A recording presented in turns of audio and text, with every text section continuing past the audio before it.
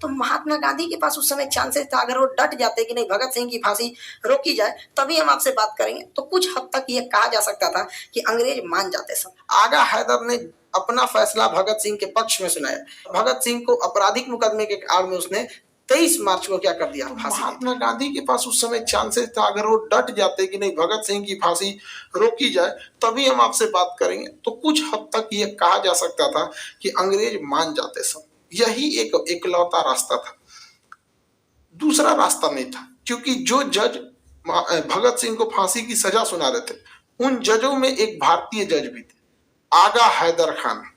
आगा हैदर जो थे वो उन जजों में थे। आगा हैदर ने अपना फैसला भगत सिंह के पक्ष में सुनाया कि जिस घटना का सबूत या गवाह नहीं है उस घटना में आप एक दंडात्मक कार्रवाई करते हुए कुछ समय के लिए जेल की सजा सुना सकते हैं, आप उसको फांसी नहीं लटका सकते।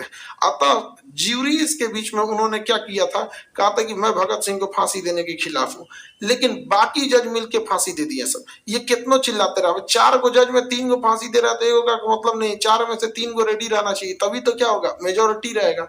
अब उसमें आगा हैदर चिल्लाते रह गए, नहीं सुना गया। आगा हैदर ने जज के पद से इस्तीफा दे दिया, का भाड़ में गया यहाँ पर। तो एक चीज दिमाग में बैठाइएगा, जब जज चाह के नहीं बचा पा रहा है तो महात्मा गांधी तो वकील थे, अंग्रेज ठान लिए थे सब कि भगत सिंह को छोड़ना नहीं है, क्योंकि भगत सिंह बहुत बड़े धधकता हुआ आग थे।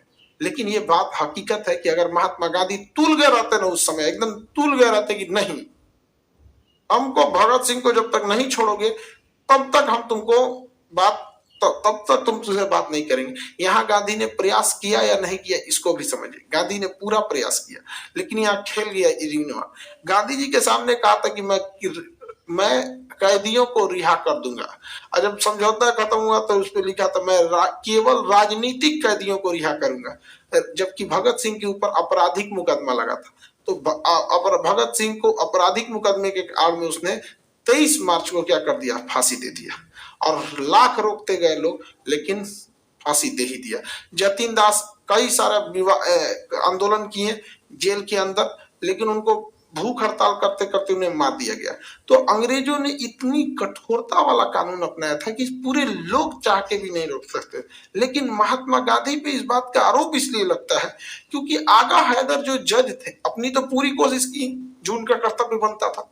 आगा हैदर जो जज थे उन्होंने तो अपना फैसला भी भगत सिंह के पक्ष में सुनाया। आगा हैदर से जो हो सकता था जजों पे लड़ गए, दबाव भी बनाया, और जब कुछ नहीं हुआ तो आगा हैदर अपनी मानवता दिखाते हुए कि हम भारत के सच्चे सपूत हैं, इस्तीफा दे दिया, बाहर में जाओ ससुरे, तुम्हें जज हो तो तुम कुछ रहो, यहाँ पे नहीं रहेंगे, तुम्हें यहाँ नौकरी। महात्मा गांधी ने केवल रिक्वेस्ट किया, डट गए रहते कि नहीं आंदोलन खत्म तभी करेंगे जब आप भगत सिंह को रिहा करेंगे तब।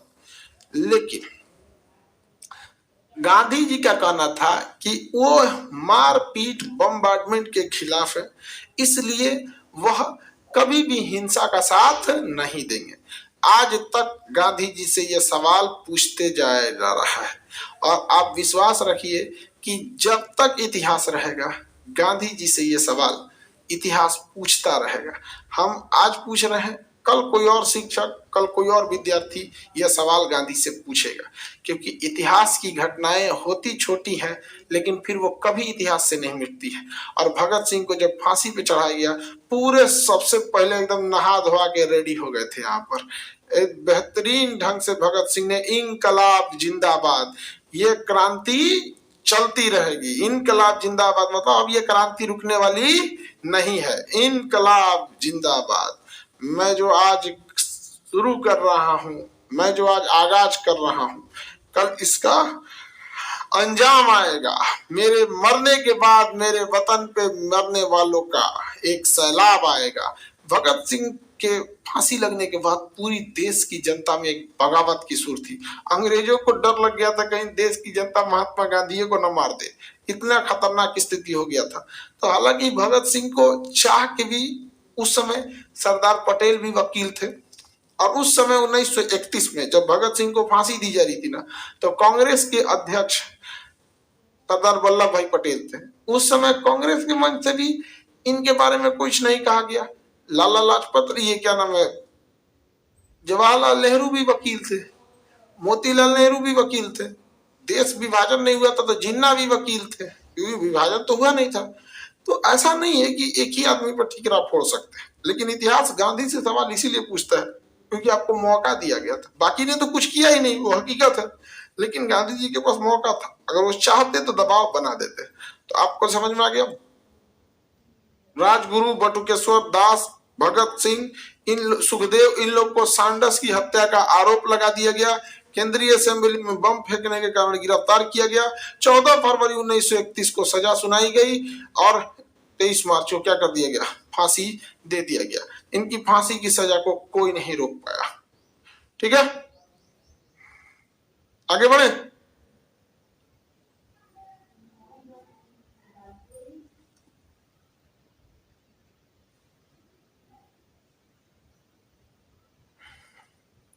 हिंदुस्तान रिपब्लिक एसोसिएशन, बबुआ नमवा में मत कंफ्यूजन हो जाइएगा। Hindustan Republic association Sachin Sanyal, Hindustan socialist Republic association के संस्थापक भगत सिंह। आगे बढ़े, अगला देखते हैं। अगला क्रांतिकारी को बंगाल के सेक्टर में थे सूर्यसेन।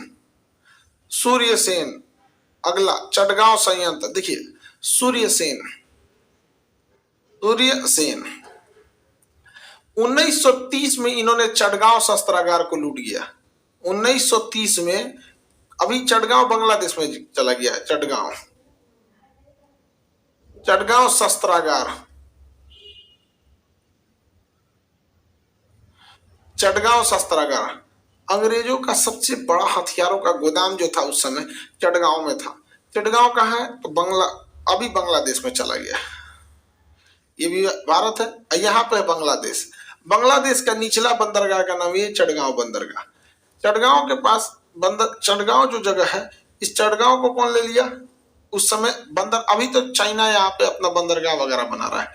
इस चटगांव के पास, आवाज ठीक जा रहा है ना, चटगांव में अंग्रेजों ने अपना बहुत बड़ा हथियारों का गोदाम बनाया था। शस्त्रागार, एमुनेशन डंपिंग जगह बनाया था, शस्त्रागार।